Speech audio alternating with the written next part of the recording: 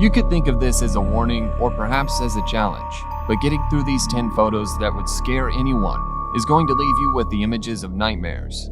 But go ahead, keep on looking, but don't say I didn't warn you, or did I dare you? The picture is of the Cooper family and the hanging ghost. The Cooper family had done what many families did in the 1950s, and today they had just moved into a new home. The home the Coopers had bought was an older home that had been on the market for quite some time.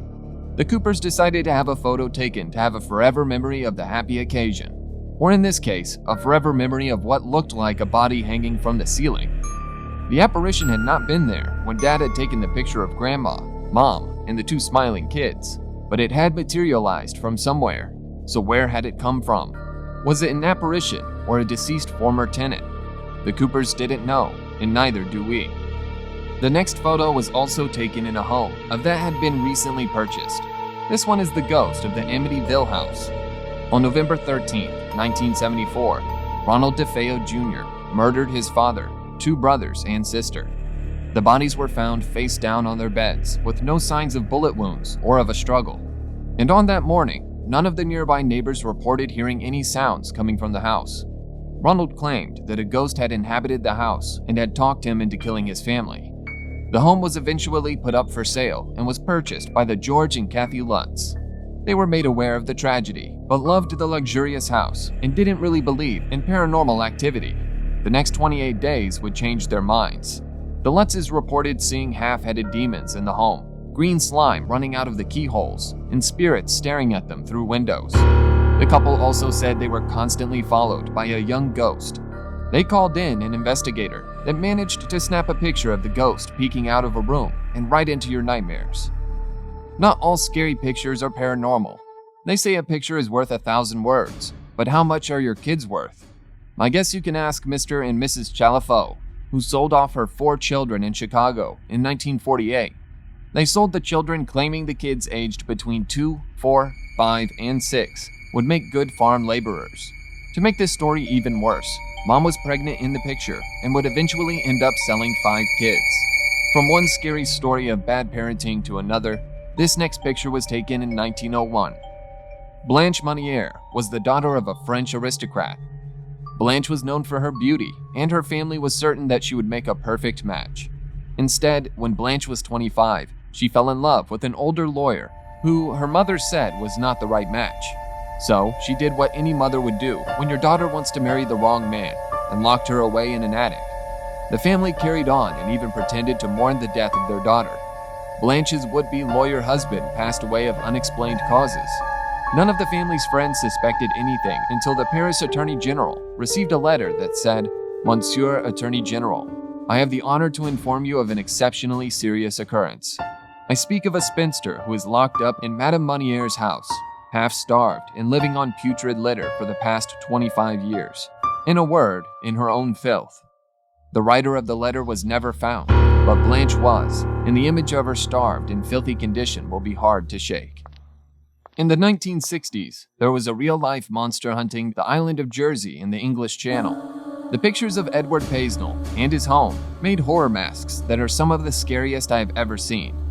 Edward would break into homes and rape and torture women and children. The only identification that was made was that it was a demon. And since this picture was the only evidence police had, I can agree he looks like a demon. Edward was eventually apprehended during a routine traffic stop. He had his mask on at the time. Seeing a face in a window shouldn't be scary, unless the window you're looking at is in the Pickens County Courthouse in Carlton, Alabama. The ghost that haunts the courthouse is often seen looking out the window. In fact, it has been reported that he can be seen day or night. The courthouse is said to be haunted by Henry Wells, who was a freed slave. Henry had been unjustly accused of arson at the courthouse. Henry was pursued by an angry mob, and he was said to have fled into the attic of the third courthouse, which was under construction. The angry mob continued their search, and as the frightened man peered out of the attic window, lightning struck and killed him. His ghostly spirit continues his vigil from the attic window. Denise Russell had a close relationship with both her grandmother and grandfather. She often spent time with them.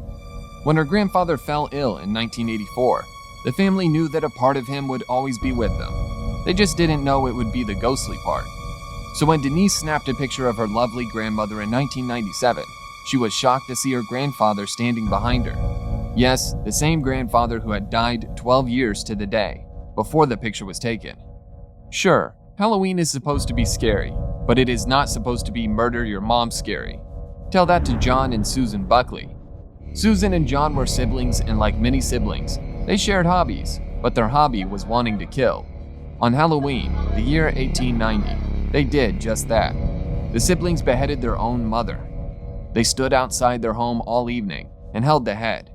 The townsfolk fell for it for quite a while, thinking it was a Halloween decoration, until someone walked too close. That person alerted the police, but by the time they returned to the Buckley home, all that was left was the decapitated body of Ma Buckley in this horrible photo. The siblings escaped and were never heard from again. The next terrifying photo is also hauntingly beautiful.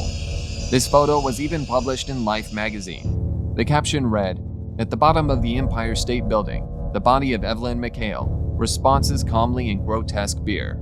Her falling body punched into the top of a car." Evelyn is one of the most famous Empire State Building suicides. No one knows what was going through her young mind that day. She had just finished a visit with her fiancé and boarded a bus to the famous landmark and took the elevator to the 86th floor and left the world that day. Baby monitors are a great invention, used to keep your little bundle of joy safe and sound. But what if they are keeping you safe instead? A mother put her baby to sleep during the night and kept hearing her name whispered. Her baby was not quite old enough to produce the sounds that she was hearing. So she did the logical thing and checked the monitor. No peaceful night's sleep in this house will be happening after seeing that image. All this creep makes me want to take a vacation, but I won't be going to Isla de las Muñecas, or Island of the Dolls in Mexico. The island story is legendary in the area. It is said that a young girl drowned on the island, and the next day, a doll washed up on the surface. The owner of the island, Don Julian Santana, thought the doll may have belonged to the girl, and to honor her, he hung the doll from a tree.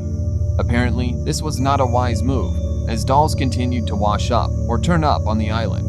He continued to be haunted by her spirit and kept hanging the dolls from trees until his death in 2001. Scary TV is glad that you checked out these photos that would scare anyone with us. If you want to see more creepy stuff, don't forget to hit the like and subscribe buttons below.